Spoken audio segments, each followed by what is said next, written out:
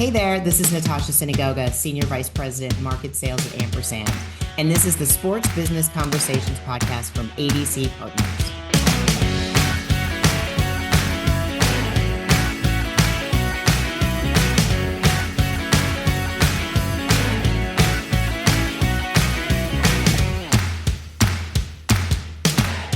Hey, this is Dave Almy of ADC Partners, and thanks for swinging by this episode of the Sports Business Conversations podcast. Glad you're here, and I hope you enjoy your stay. The rumors of my demise have been greatly exaggerated. That's not me. That's a quote that's attributed to Mark Twain, who was the subject of one of the first ever celebrity death hoaxes. It was basically his way of saying, come on, slow your roll, people. I'm still around, and I'm still producing great work. It's a sentiment that Natasha Sinagoga, Senior Vice President of Market Sales at Ampersand, can certainly empathize with. Sinagoga and Ampersand are on a mission to dispel the exaggerated rumors about the demise of cable TV. The future of sports television, as they see it, is a multiscreen environment with cable TV providers like Comcast, Cox, and Spectrum resting at the center. And for sports marketers, that produces a unique ability to reach fans wherever they are, no matter how they're watching. In our conversation, we dive into Natasha's diverse career journey that began with aspirations of sportscasting before finding her niche in advertising sales. We review her experience at Ampersand and the company's role in simplifying media buying and targeting audiences in the dynamic landscape of sports viewership. We also touch on common misconceptions about cord cutting and where the overall consumption of television currently sits. The baseball junkie will also fill you in on which hot dogs are the very best in all of Major League Baseball. So thanks for listening to my conversation with Natasha Sinagoga, Senior Vice President of Market Sales at Ampersand. Hope you enjoy. Natasha, this media thing seemed to have been in your blood from the get-go, right? You became a media executive right almost out of college, right? You got your start at Fox, you spent some time at Time Warner Cable and Comcast. What drew you to this to begin with? And can you describe sort of your initial roles in the industry? You know, what's interesting is I actually wanted to get into sportscasting. So that's what I went to school for. That's what I wanted to do. Did you announce like college basketball games and things like that? I didn't. I was on a national championship dance team for the University of Minnesota Golden Gophers. Go Golden Gophers. Who are a legacy now, 23 plus national championships. Holy smokes, you set the tone. First team to make it to nationals. We did not do well, but we were there. All right. Showed up. And then I was a cheerleader at California State University at Northridge. So I cheered for sports. Yep, go Matadors. Olay. Olay. Olay. So I want to be a sportscaster. And what's interesting in the era of when I went to college, that wasn't a popular opinion. It wasn't a popular opinion by adults, people giving you career advice, peers. My parents were very supportive of me following my passion, but I was really discouraged. And there weren't a lot of women in sportscasting at that time. It was later time then. Yeah, just a few people. So I got into the next best thing. I got into advertising sales where we were selling and talking about sports and bringing big games to small advertisers, big advertisers, and medium advertisers. So, did you seek that out? Was it something that was just sort of arrive to you? Like, it's in media, let me see if I can start here and be adjacent, or did you get into it and just like, oh my God, this is awesome? Yeah, candidly, I just kind of fell in it. Yeah. I started as an AE at a newspaper. We sold free employment ads. Again, back before Craigslist, before the internet, like people would pick up the paper and look for a job. For the younger people on the podcast, listening to the podcast right now, they're listening and going, there was a time before Craigslist? That was a thing? Exactly. How did that happen? So I did that, and that was, it was a great way to start. I learned a lot of the backbones, I think, of success of sales. Yeah. Things like, you have to call a lot of people to make a sale. You have to have some tough skin. You have to find ways to connect with people. And most importantly, you have to have a product that works. Once you get somebody, in the case of the newspaper, they would fill jobs and they would be happy with the results of the newspaper and come back. And from there, it just kind of fell into like moving on to Fox and then into cable. So I kind of fell into advertising sales. And then, like you said, really fell in love because selling advertising and selling sports doesn't feel like selling. It feels like helping businesses connect with consumers. It feels like giving consumers content against the big game that's relevant and important to them.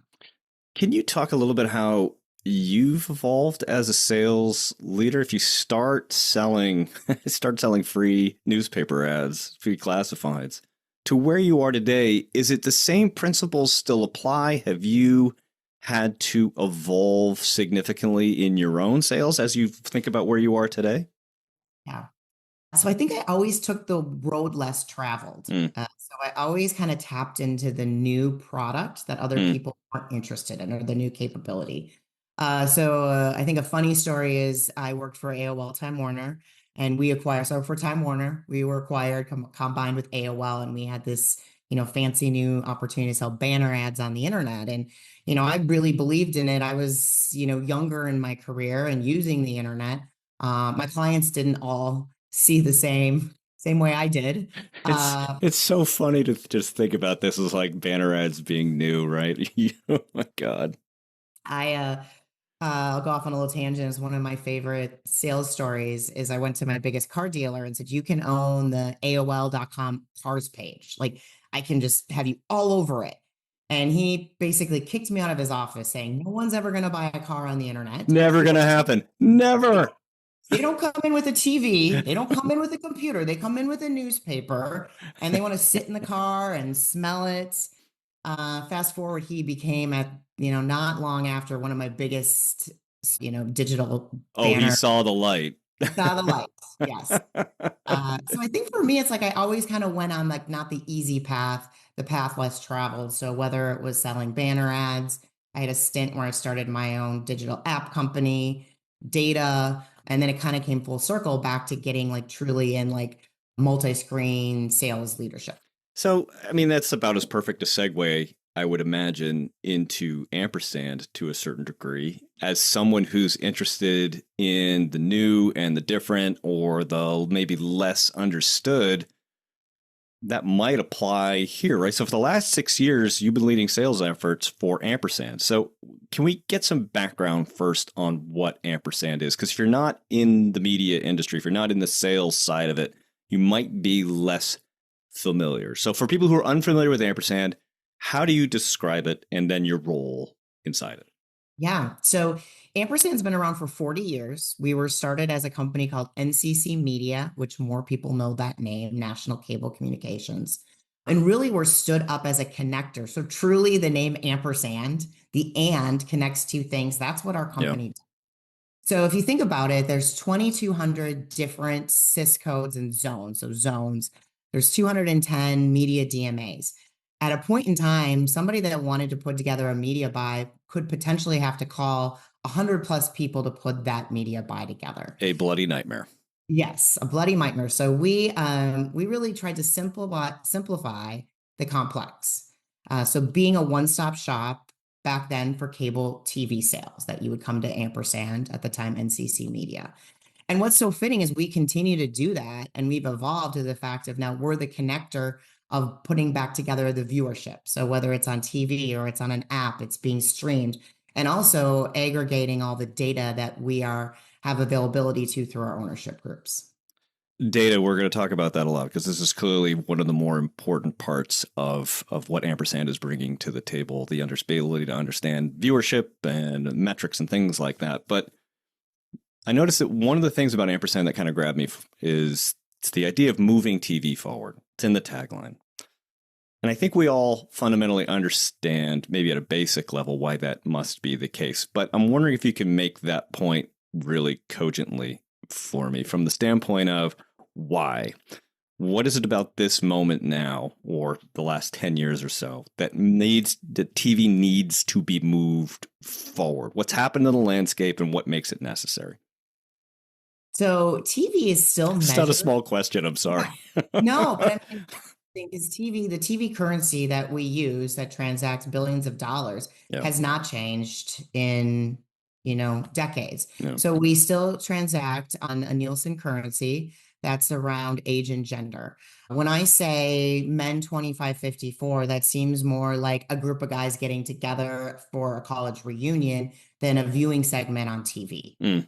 So while we still transact against Nielsen for the majority of our advertising buys, we have the ability to look at audiences. So, like in the market for a new truck, owns a home, interested in luxury goods, eats out X amount of times, and are able to take that viewership data and again, that ampersand, connect it back to viewership and show you where and how they're watching TV. So at this point in time, the bulk of our business starts with looking at an audience and then transacting it on Nielsen currency. But we're beginning to develop and deploy the ability to actually use viewership data as a currency, both to plan, execute, and measure on the back end. So again, you're looking for someone in the market for a new truck, you want to buy 1 million impressions on TV and across multi-screen, we can show you how to find them. We can run it there, and then we can say, hey, you hit it. And it's your true advanced audience versus a group of people that maybe aren't interested in your product or service. All right. So if you've got a, say, I don't know, a 35 to 55-year-old podcast host who needs a new set of headphones, I'm not saying I do, but if anybody wants to send them, that's the kind of thing that you're able to do, to be able to drill down into the audience when purchasing is paramount. Right. And so people make assumptions, right? Your favorite brand of headsets, that's hopefully going to be on the way after they hear this. They may make the assumption that everyone's a young blogger, right? Like we should be targeting 18 to 25-year-olds. That's not the case. Like they should be targeting anyone who has a podcast, anyone who listens to a lot of music, potentially anyone who travels a lot and wants noise canceling headphones. So flipping the script from like just making assumptions on who your consumer is to spending your dollars efficiently and effectively reaching your actual consumer. Now, live sports are obviously a huge part of this, right? They're an important part of the media environment. I think it counts for something like, I don't know, like 35-40% of the ad spend in the US. But the nature of viewership in sports is changing, right? People, the second screening, bite-sized content. How does Ampersand take that data that you have and combine that with the changing nature of viewership to make it useful and utilitarian for advertisers today? Yeah. So 90% of all live sports are available through Ampersand. So have tons of access to content and live sports. But sports are getting harder to buy and to watch. I mean, so I think that's like a two-part question, right? So the consumer experience and then the advertiser experience. So for us, there's still the demand to buy live, highly engaged, big audience sports. We also can find sports viewers not when they're watching sports. So what other networks and day parts do they watch, and try to follow them to those other areas. And again, that's based on viewership data that we have. Right. Track them around in their viewing habits. Yep. And, they show some of those assumptions we make that a sport might be male dominated when it's not. I think, there's all these factors at play. I love to talk about the Taylor Swift effect on the NFL. Like think about dads and daughters and young girls watching football that weren't watching it before, and that now is going to be part of their pastime and are going to continue to be fans of it. I love things like how Nickelodeon, has come up with a second viewing of the NFL with the slime and making it more fun for younger viewers. So I think the biggest thing with sports right now is like, how can we be more creative to continue to get a wide group of viewers versus just your traditional, we'll call them super fans. Do you think that there's a certain chicken and an egg quality here to when you bring up examples like Nickelodeon and slime and creating those second broadcasts? Is that the attempt to create new audiences, or is it responding to demands from those audience? I don't even know if that's an answerable question, but it's kind of interesting to sort of play that one out and see how that market evolved. Yeah. I mean, like you said, I don't know that there's probably opinion. This is you and I have an opinion. I feel like Hold on, we're gonna crack open the beers here. Here's where we get deep into it. Exactly. I feel like with some of it, it came from like wanting additional content and additional people to watch the sport. So they're tapping into like How can I get the family around the TV watching football? Oh, it's more fun for the kids to watch it with the slime factor and the Nickelodeon factor.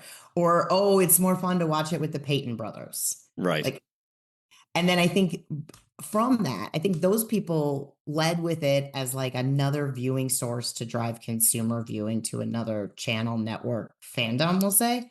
I think we're seeing more now people probably trying to take that for the other way. It's so interesting too, right? From this, just from the standpoint, like I think fans kind of demand, particularly in today's consumer, just watching the game itself sometimes isn't even enough. It's what's the ancillary thing. So here, brought up the Manning brothers. They have that sitting in the living room watching the TV and just sort of making the offhand remarks and the things like that that veer away from the quote unquote traditional announcer, color, sideline reporter kind of things. And it does create those additional lines of content that can appeal to different advertisers. Because I'm assuming that from your perspective, someone who's going to want to advertise on the traditional game is probably a lot different than someone who's going to advertise on the Nickelodeon game or the Manning cast or something along those lines. So for you, it probably expands the advertising portfolio pretty significantly from what you can offer.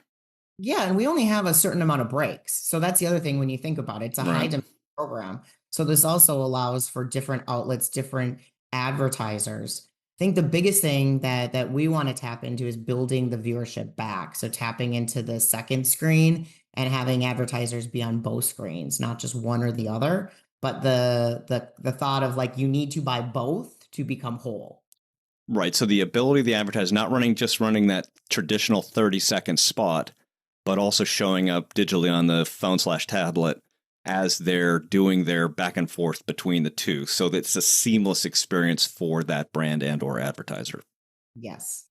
Yes. How is that playing out in women's sports for you? Because this has clearly been a growth industry for Ampersand. I think it's no surprise we've had guests on this show who've talked at length about the explosion in popularity in women's sports. How are you experiencing that at Ampersand, and how has that changed or shifted the way you go to market with different advertisers? So I think there's like what's said in the press, and then there's a reality. Okay. So there's still a huge inequality of dollars spent on women's sports. And this is actually something I'm very passionate about, going back from like some people in my own house might argue that I was an athlete, a student athlete because of women's sports, or again, like some of the opinions that people may infer against like college dance teams. So I'm very passionate about women's sports on the fact of it gets a lot of press that it's growing rapidly and the dollars are growing rapidly. But when you're growing from pennies at 100%, you're still significantly lower than the male dollars that are coming in. So a lot of brands talk about investment in women's sports, and we are seeing more. There definitely is a huge trajectory. You know, depending on the sport, it could be 100% increases, but that's off a small number. So I think there's a lot plenty of headroom. Yes, plenty of headroom. And the viewership's there. I mean, that's the thing that we need to account for, is that people are watching women's sports. And women's sports in certain areas are outbeating their male counterparts. So I speak often of this, is like I put out, I guess a marching order to brands of like, how do you build a better strategy around supporting women's sports at any level? So is that stadium sponsorships, TV sponsorships, radio sponsorships, athletic sponsorships, like you name it, but I think we need to do better.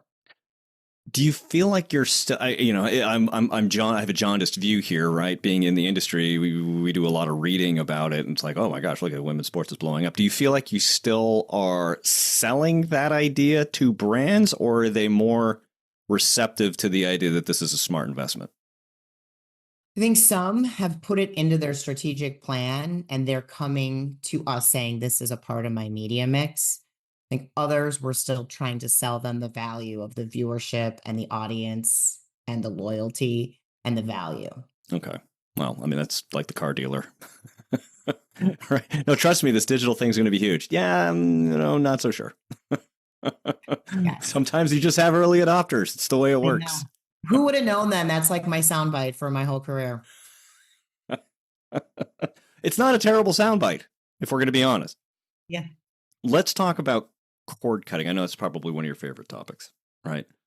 Again, same thing kind of with women's sports. When you read about it online and in the industry news, it's like everybody's cord cutting, everybody's cord cutting, everybody's cord cutting, da da da da. You have a different opinion or different insight into this idea, right? I just saw a video you made that you said that this is just not the case. So can you dive into that a little bit and offer some perspective on why this misconception exists?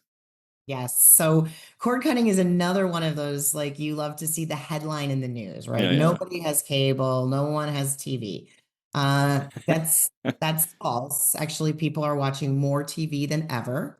It's that they're watching it on different ways, different screens, and they're watching it across multiple devices and multiple really like subscriptions. Yeah. So a real life example is this past weekend to watch our favorite baseball team every day. My husband had a different device he was streaming it off of. And you know what? He has a membership, he has access, he's getting it through that. Yeah. All while we still pay our cable bill because that's the bulk of what we watch. So it gets a lot of headlines. Yes, people are cutting the cord, right? That is happening. Like there is cord It's cutting. a thing. But the biggest thing is that the cable companies run the pipe into your home. People aren't cutting their broadband. No. They may be moving from cable subscription to broadband. And in many cases, you're getting access to programming then through your broadband subscription. So we love to say no one has cord cutting. I ask people often how they watch TV. And a lot of times people say, oh, I have my mom and dad's password, or oh, I have that. Well, you didn't cut the cord then. You're just using someone else's. You're mooching is what you're doing. I think that's a good question, especially like, for when people say that is like, how do you watch TV? So Yeah. like, David, how do you watch TV? Like how many subscriptions do you have? Can you even count them? Like, do you still have cable? Do you have satellite? Weird.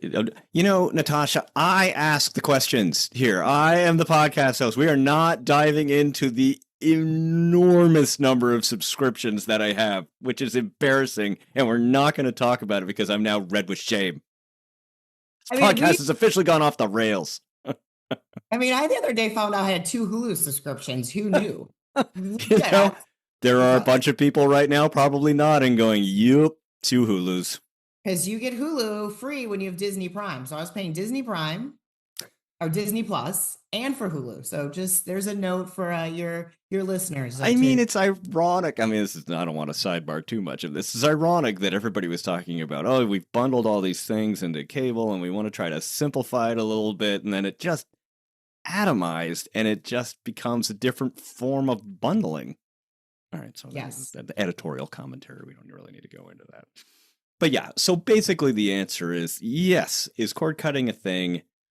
Yes, but right, nobody's getting rid of their broadband. People are still watching TV. They still have the Sunday afternoons, the NBA playoffs, where they're watching in the traditional fashion that they are, and the data backs it up. Exactly, and especially when you think of sports. Sports is watched.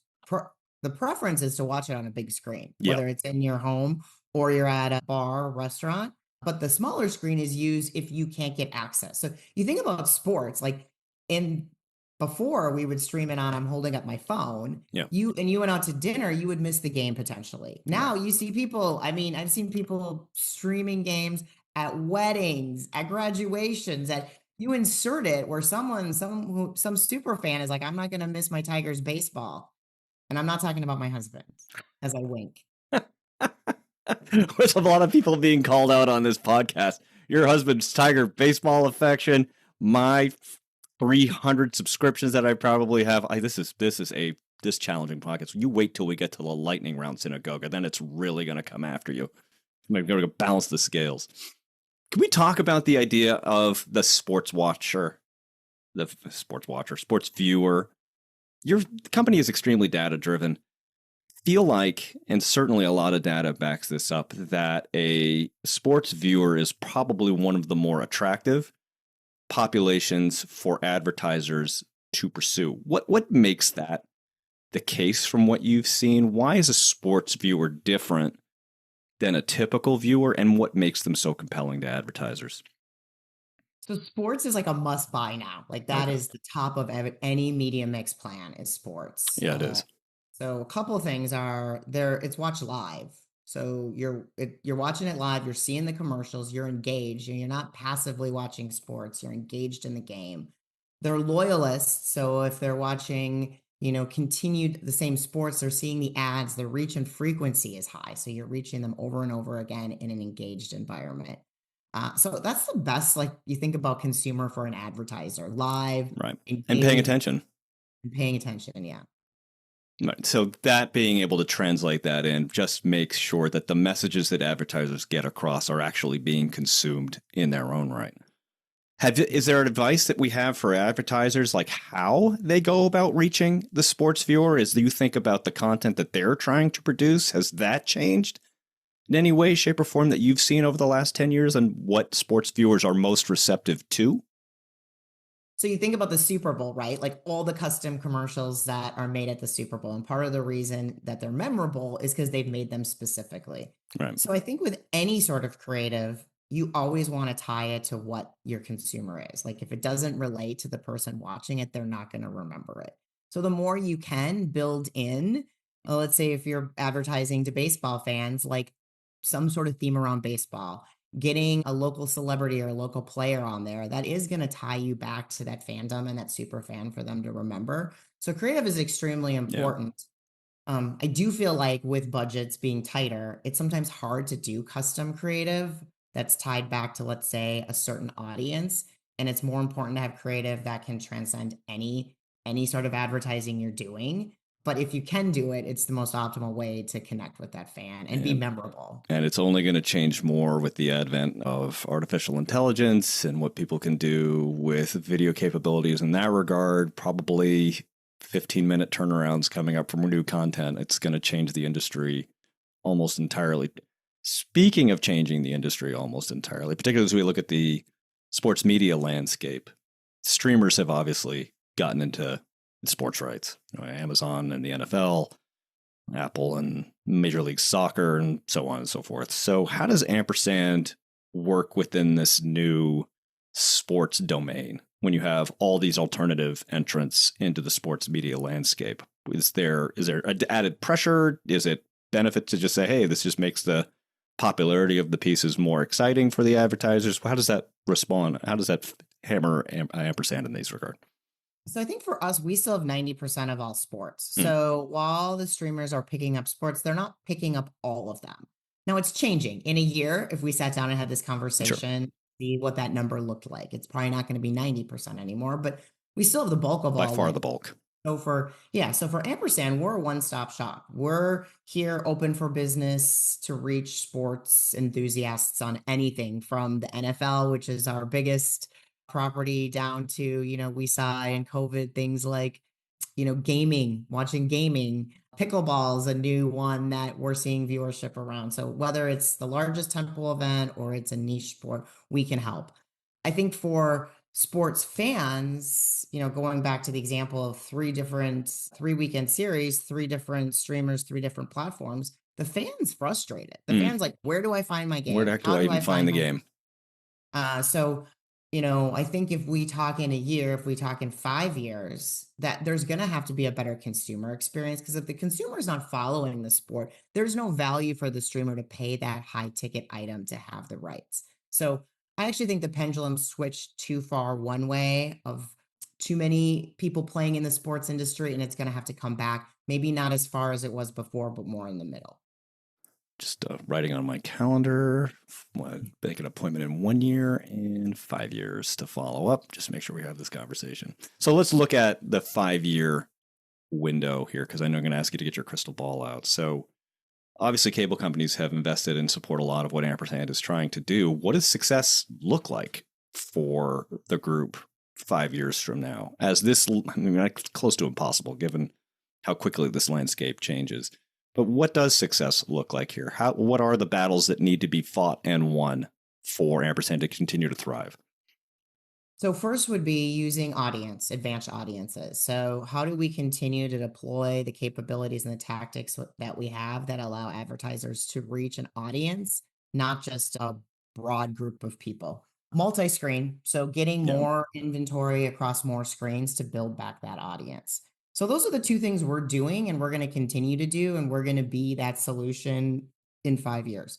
What needs to happen though, from the advertising standpoint, is we have to break down the silos of, you have TV buyers, you have audio buyers, you have out of home buyers, you have streaming buyers, and putting together a comprehensive plan that can reach people across all screens, agnostic of like where we're, the buying community is.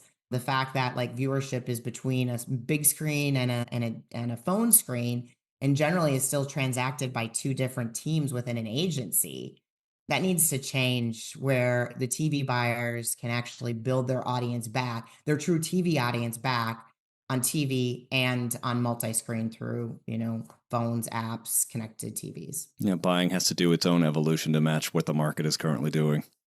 Yes. Yeah. So some of it we can do, some of it the community needs to do. I'm with Natasha Sinagoga. She is the Senior Vice President of Market Sales at Ampersand. Natasha, thanks so much for the time today. But before I let you go, we're going to throw you in the lightning round. As promised, this is, the questions you were firing at me earlier. This is where you pay the piper, as it were. Are you ready? Okay. I think I'm ready. You think you're ready. You're not ready. Do I get to phone a friend? Nope. No, I was going to give you one, but not now. Here we go. In 2024... you were named CableFact's most powerful woman in cable. So as a powerful woman, what superpower would you choose for yourself?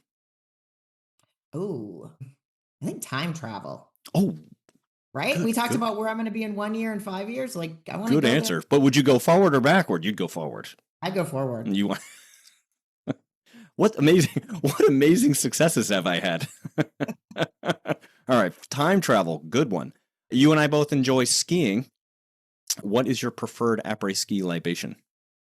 Oh, well, you see the viewers can't see my office. Describe the background, because it is, as we talked about at the top of this, it is top-notch background. So there's a node to France and Champagne. So that would be my après-ski. And I would elegant, say Miss Sinagoga.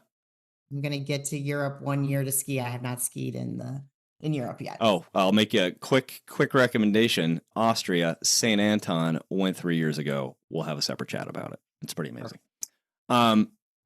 What is your current Major League Baseball stadium count, and which ones are left to visit?